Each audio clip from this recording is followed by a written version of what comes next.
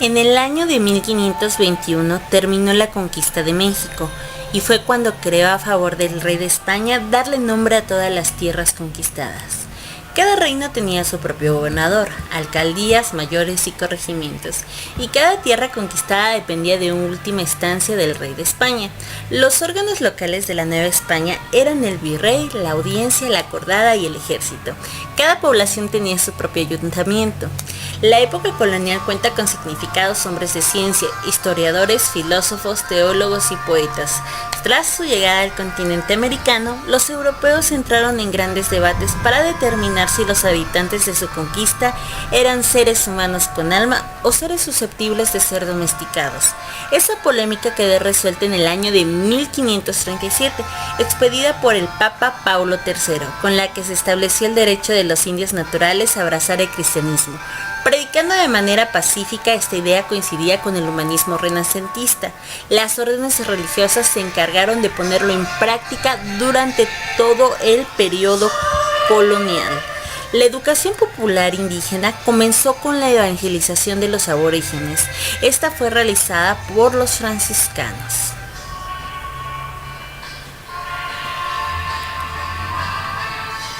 Jacobo de Testera.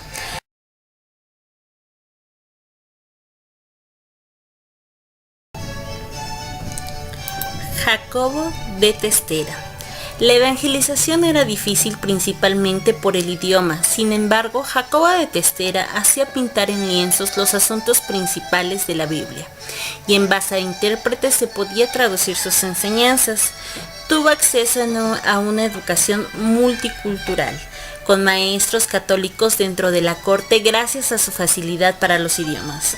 Trabajó como intérprete, enseñaba catecismo a los niños nobles, era un buen dibujante que impactaba positivamente en la legislación educativa dictada por Fernando el Católico y por Bartolomé de las Casas a favor de los indios. Indicaba que la obligación era de enseñar a leer y escribir, pero la enseñanza principalmente del catolicismo se les enseñaba a las personas más hábiles, a fin de que estos jóvenes enseñaran al resto también, y se preocuparon por la castellanización y la instrucción elemental a esta lengua. Se instalaron escuelas en la lengua castellana en todos los pueblos para que los indios aprendieran la escuela de lectura y escritura. Aunque estas últimas no eran obligatorias, también eran necesarias con amparo de Carlos V. La enseñanza y la instrucción de niños huérfanos, la obligación era de que buscaran a sus padres si estos niños tenían la edad suficiente y se les buscara un buen oficio.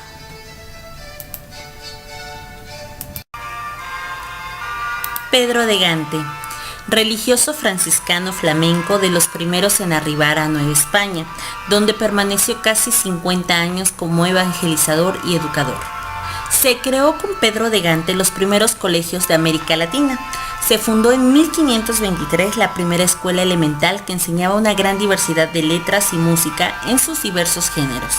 También se aplicó la educación misional y se dedicó principalmente a la creación de instituciones para que posteriormente culminaran en centros de enseñanza superior.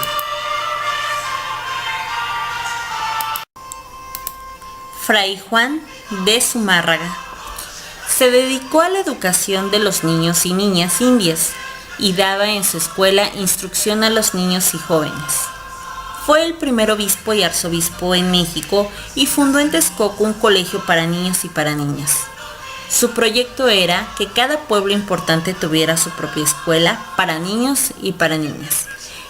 Él inicia las gestiones para la fundación de la primera universidad en la Nueva España. Las intenciones de él, que entregó al rey España, eran para educar a los recién convertidos.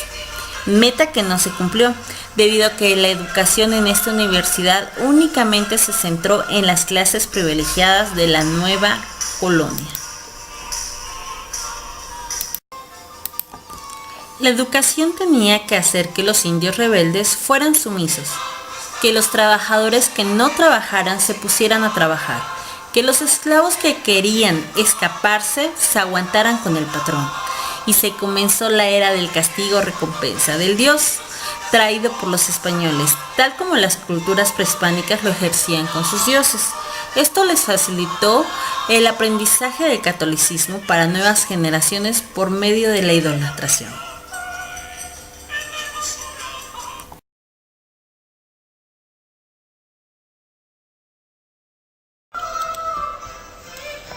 Educación rural. Nació a tiempo que surgió la enseñanza elemental y la evangelización de los indios. Este tipo de educación era muy similar a la educación popular indígena. Se les enseñaba con el método franciscano. Se les enseñaba a los más astutos para que ellos pudieran enseñarles a los demás. Sin embargo, la educación rural a los niños de los plebeyos se les enseñaba en el patio la doctrina cristiana, y después de tomar la doctrina podían ayudar a los padres trabajando en el campo. También los hijos de los macahuales se acomodaban en el estudio con los hijos de los acomodados, y como los hijos de los ricos eran muy poco que se instruían, los hijos de los pobres llegaban a gobernar los pueblos ya que eran mejor instruidos. La preparación de las mujeres estaba confinada al entorno familiar, aunque también había un grupo de ancianas conocidas como amigas que enseñaban a sus alumnas nociones elementales de religión, lectura y labores manuales, pero no podía considerarse una educación formal. Las opciones de las mujeres que habían salido ya de la amiga podrían ser ir a un colegio o a un convento, pero estas eran muy pocas. En primer lugar, los colegios no eran centros de enseñanza como hoy en día. Los colegios eran como asilos de beneficencia, recogimientos donde las niñas pobres y huérfanas podían estar protegidas de los peligros del mundo.